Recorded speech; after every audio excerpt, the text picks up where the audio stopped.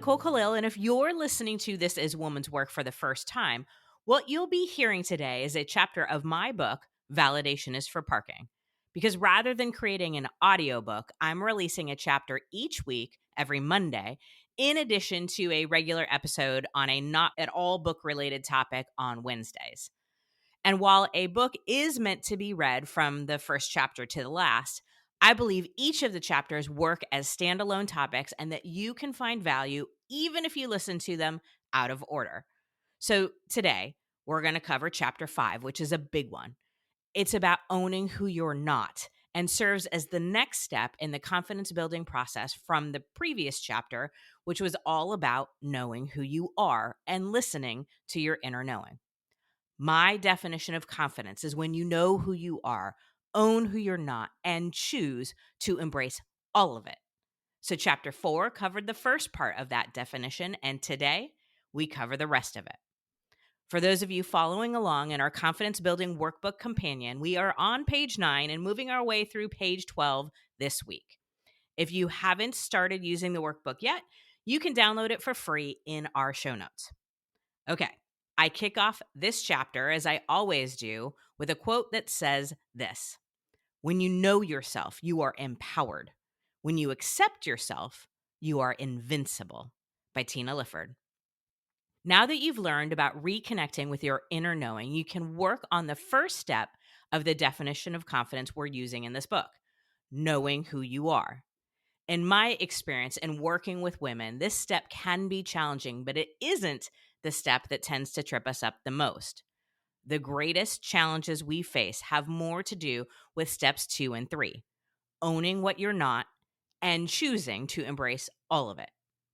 Freeing ourselves from perfectionism and the lies we've been told about confidence requires that we get a clear sense not only of who we are, but also of who and what we are not, who we don't want to spend our time and energy on becoming, and the things in life that simply aren't meant for us.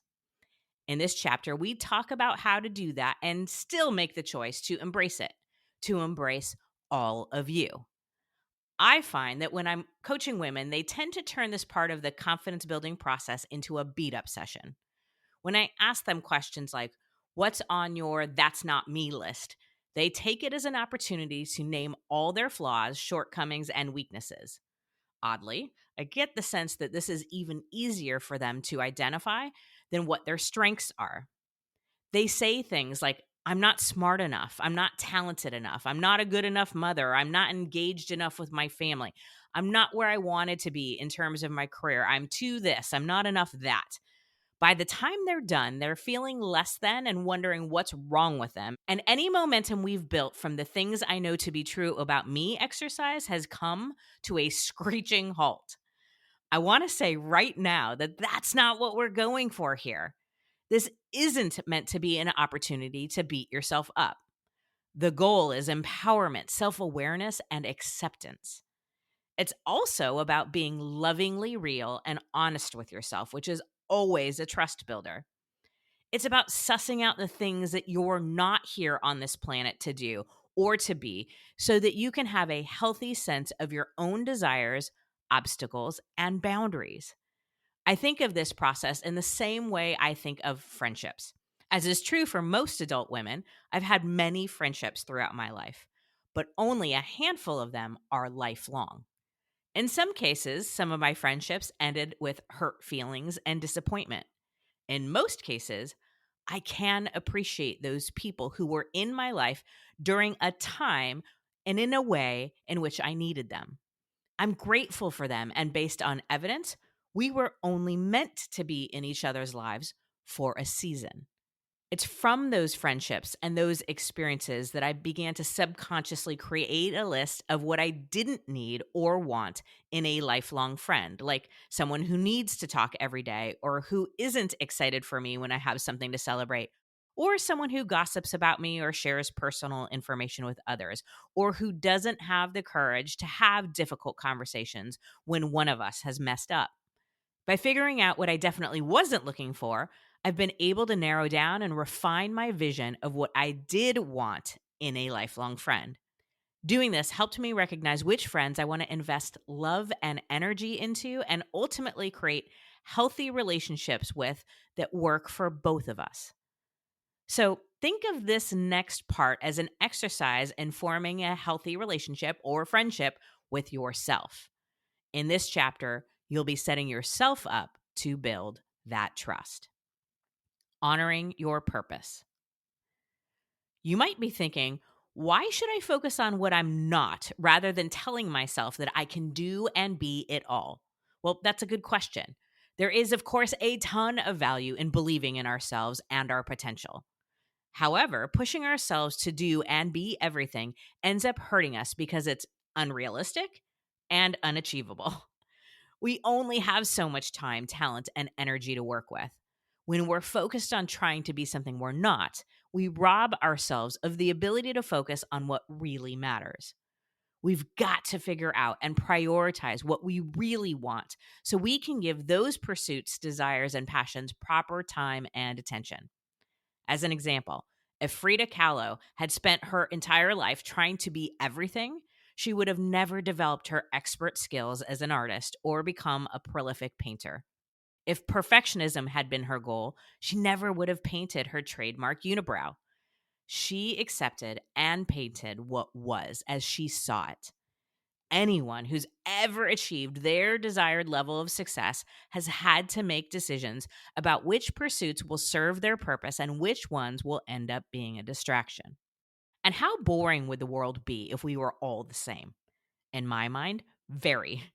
I didn't come here to be anyone else. I came here to be me, the best damn me I can be. And guess what? I'm the only person who can do that.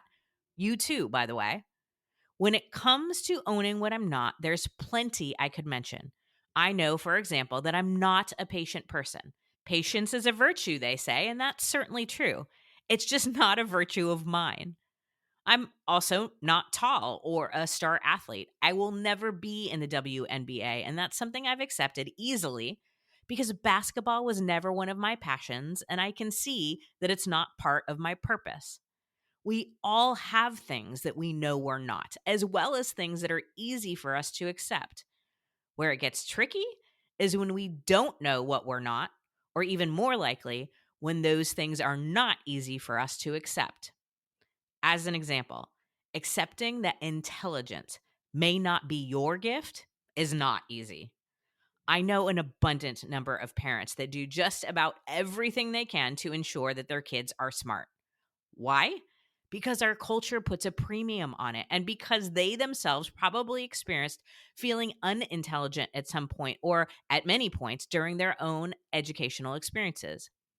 I'm quite sure our school system has failed many people, but I'm also sure we're surrounded every day by people who aren't smart in the traditional academic sense. I know it's painful to consider, but intelligence may not be yours or your child's gift. Because of this, so many people over rotate, overcompensate, and turn themselves inside out to prove that they are smart. And in the process, they may miss out on developing their unique gifts. For the record, I own that I'm never going to be the smartest. I'm not a Rhodes Scholar. I'm a decent test taker and figured out how to get by in school with good grades on minimal effort, but my IQ and SATs have never had anyone banging down my door. Let me give you a more personal example. I can be polarizing.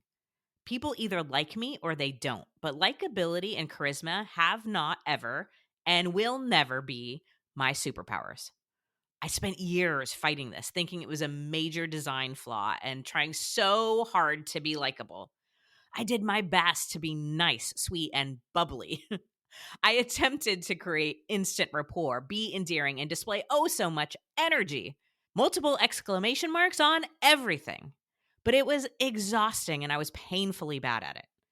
I had fears that I'd never be successful if everyone didn't like me. And I detest networking because I don't have that initial attraction power that draws people in. I have a friend who has this gift in spades. She is a master at her craft. I am in awe, but being around her has also made it painfully obvious that I don't share those same strengths.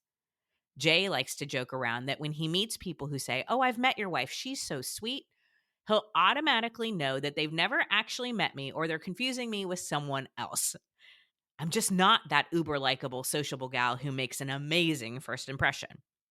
If you're reading this and feel tempted to say, "Oh no, I'm sure that's not true," or "You're really nice," or "Don't buy into that, everyone loves you," stop. I can't tell you how often I own something that I'm not, and a woman will come along and swoop in and try to make me feel better about it. The truth is, I'm totally good with this. I've embraced it.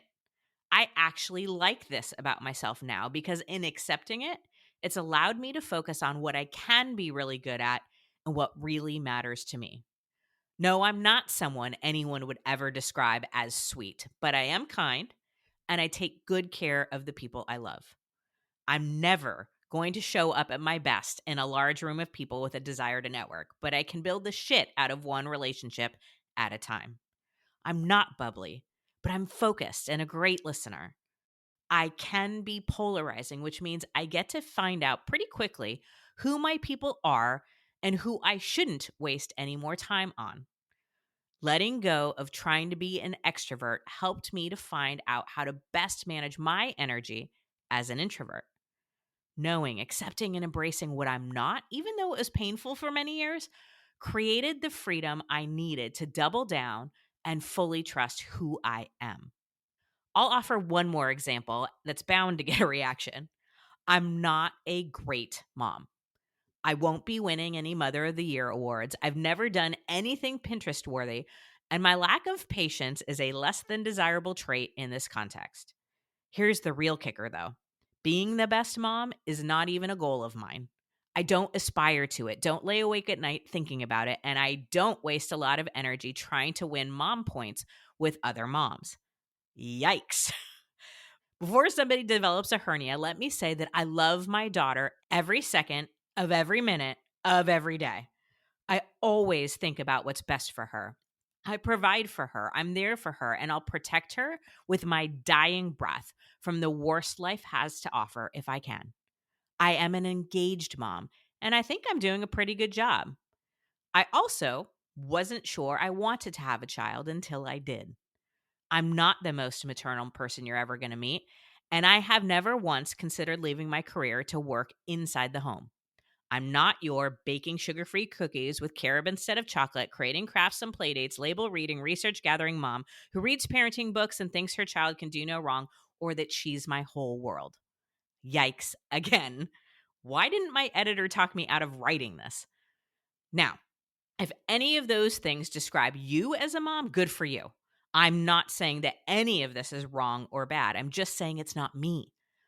Early on, I panicked when I realized none of those things came to me naturally and that I didn't enjoy any of them. I tried for a bit to play the part, but as you now know, playing the part has never really worked out all that well for me. I can vividly remember JJ being 6 days old, which for me meant 6 days of being tormented by breastfeeding. I've literally never experienced anything that hard. She wouldn't latch, but when she did, she got accosted by breast milk. I was an overproducer, but didn't quite know it yet. She was losing weight, I was in pain, and I dreaded the next time I'd have to attempt to feed her and then ultimately pump. I was told that it should just come naturally if you're relaxed. I was told breastfeeding was the only way to go if I cared about my kid. Okay, that last part was never said, but always implied. So on this sixth day, I sobbed in my mom's arms from a place so deep I hadn't known it even existed and said from a place of absolute fear, I don't think I was meant to do this. I genuinely thought it was a sign that I wasn't supposed to be a mom, which I could just add to all the other ways I was bound to fail her because I wasn't going to do maternal in the way I felt and had been told I was supposed to.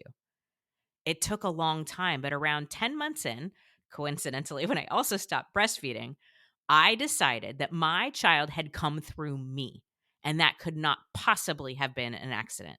So somehow, some way, what she needed from me was me.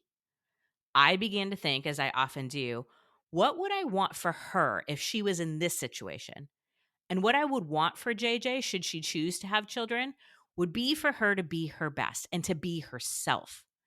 I'd want her to ignore all the unsolicited advice, trust that she's enough, and give the finger to anybody who had the nerve to judge her parenting or what she would do with her own breasts. So I began to model that. I'm a mom who's long on love and commitment, but short on patience. I demonstrate my love and commitment not just with her and with Jay, but in my career and with my family and friends. She didn't get the best mom, but she did get me. If you don't like or agree with my approach to parenting, that's all good. I'm not here to impress anyone with my mad parenting skills. If your goal is to be a great mom, then pour yourself into it like anyone does when they want to be great at anything. But please know that perfect mom is not an available option to anyone. Great moms make the world in our future better. I'm owning that I'm not one of those moms and embracing that my way is good enough. This makes life less stressful for me, which ironically makes me a better mom. Owning what you're not can be hard, especially if feelings of fear, shame, and guilt come along with it. But it can also be incredibly freeing and rewarding. Women haven't been taught this skill, and we're expected to just stack role upon role and skill upon skill and somehow be great at all of it. It's not healthy and it's not achievable. We need to learn the skill of acknowledging what's not for us, accepting it without judgment, and embracing it as part of what makes us great, or at the very least, creates the space we need to focus on what does make us great. If you have a daughter, niece, or a young woman that you care about, I'm going to ask you to consider this. We don't tell JJ that she can be anything she wants. She can't. And I don't want to be there for the heartbreak and disappointment when she figures out that she's been lied to about something as important as that. She'll get over Santa Claus, but this is way bigger. I will encourage her with every fiber of my being to try new things, chase her dreams, put in effort, energy, and passion into whatever matters to her. But telling young girls that they can be whatever they want is both bullshit and problematic. What they're actually hearing when we say that is that they're supposed to do it all. They're hearing, be amazing at everything you do, and we're setting them up to fall short. We're setting them up to think that there's something wrong with them, and there isn't. It's not a them problem, it's a society problem. And the fascinating part, JJ seems totally good with finding out that she's not great at something. Her class gives out an award each week, like the Persistent Award, Courageous Award, or Confidence Award.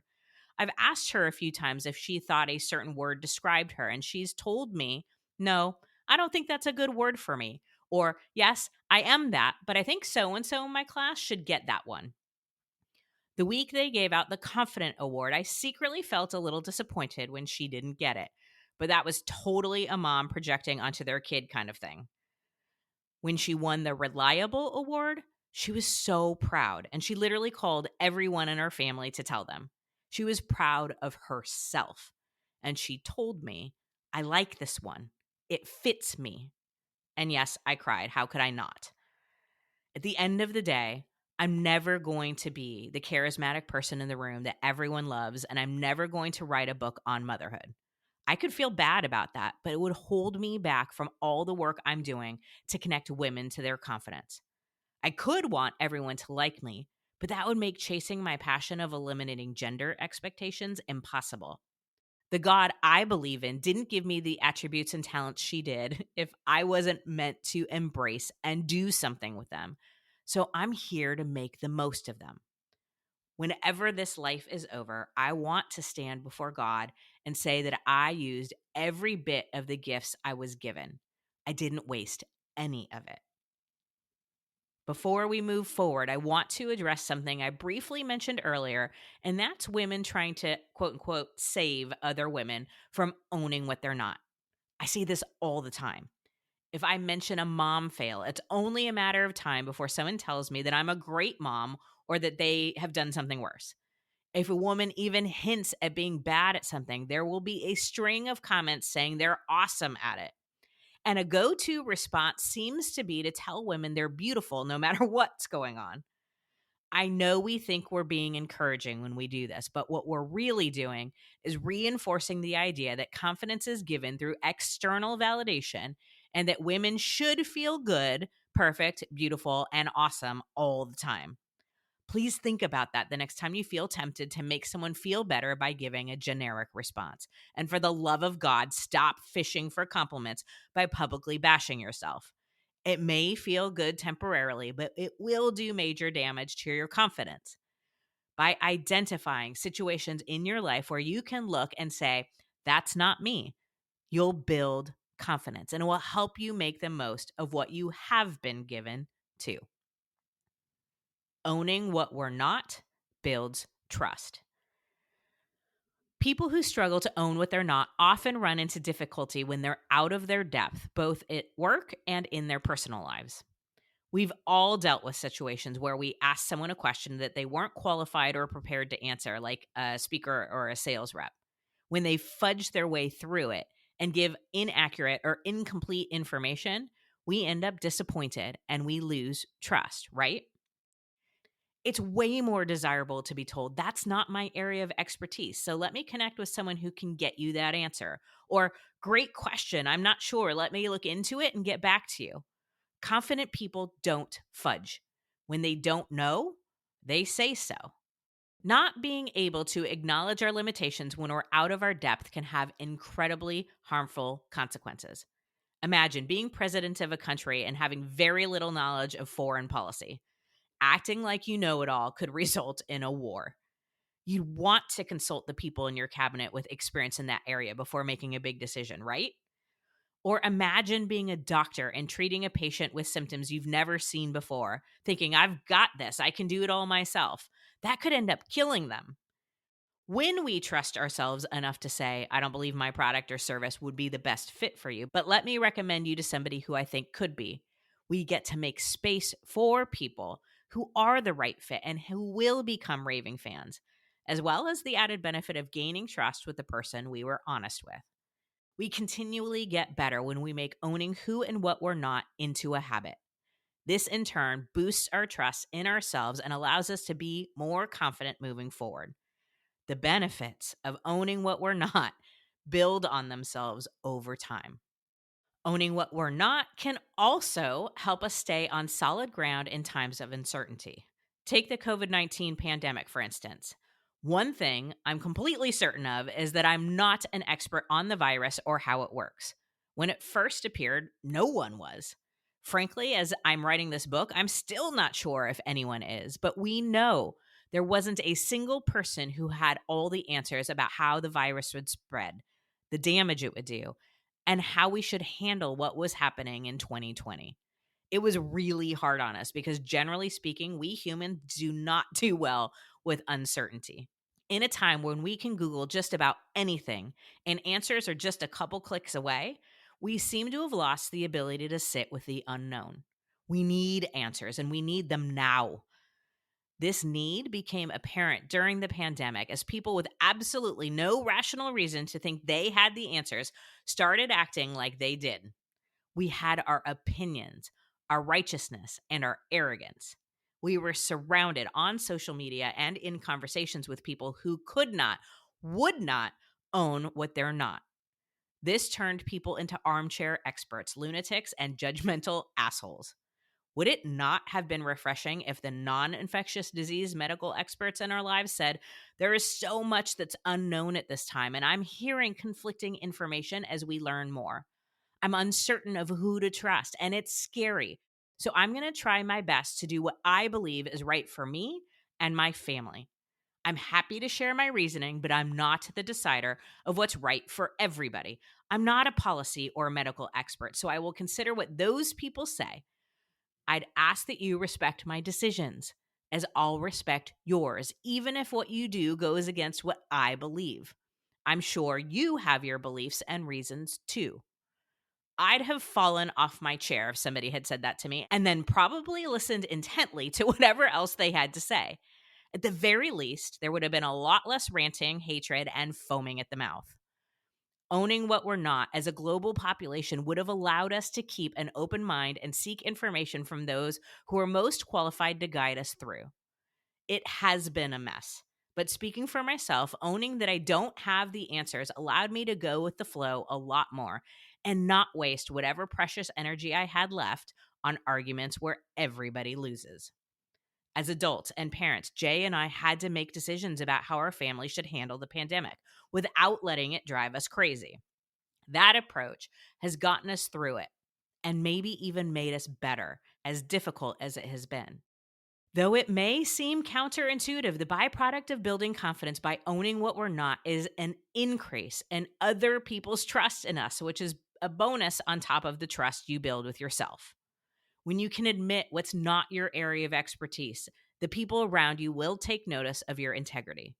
They'll believe the things you tell them and know that they can rely on you to speak the truth when it matters.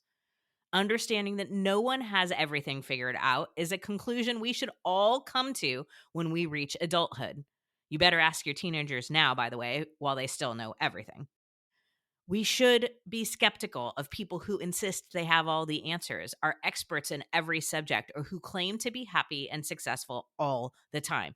People like that are either masking a whole lot of insecurity, have no self awareness, or have narcissistic personality disorder. They don't own or communicate the whole story. They won't share anything that will make them look bad and are only aware of what needs fixing in other people. The finger never points inward.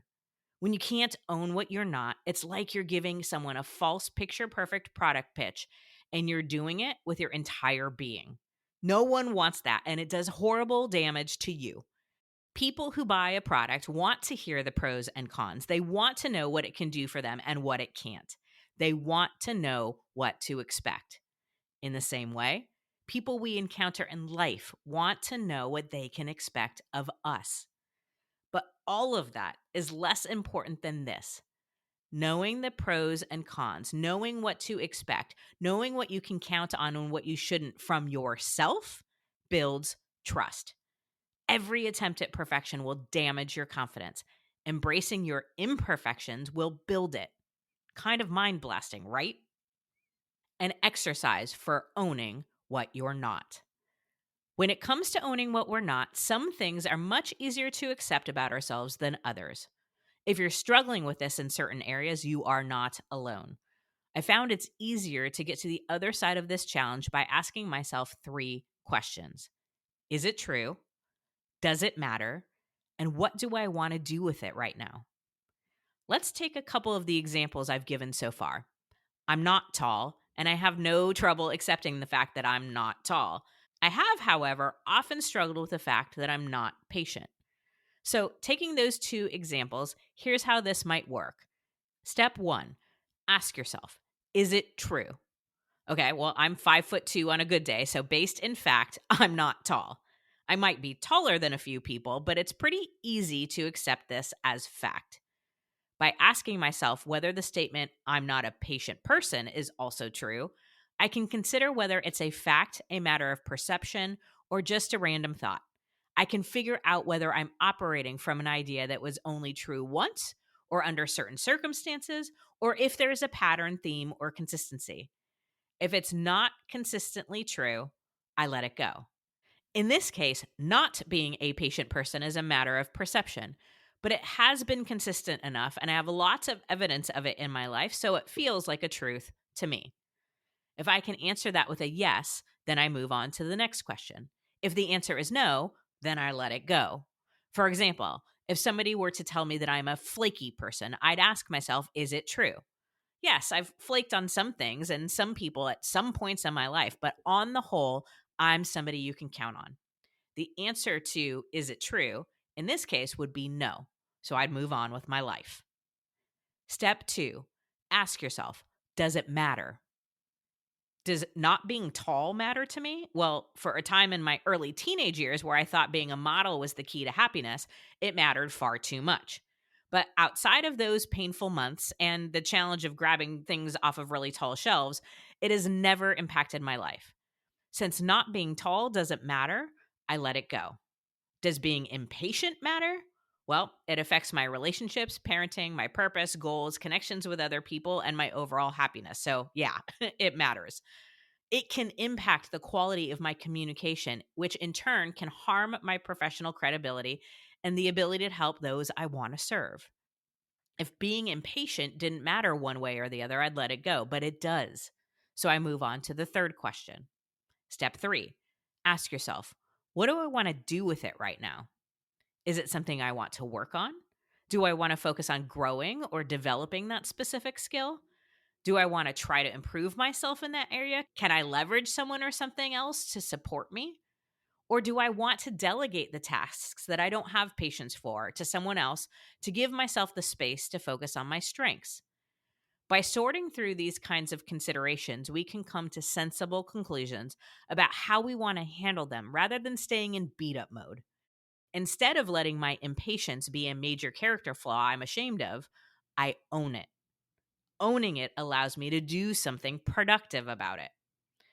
We can narrow down the areas in our life where we'd like to grow the most.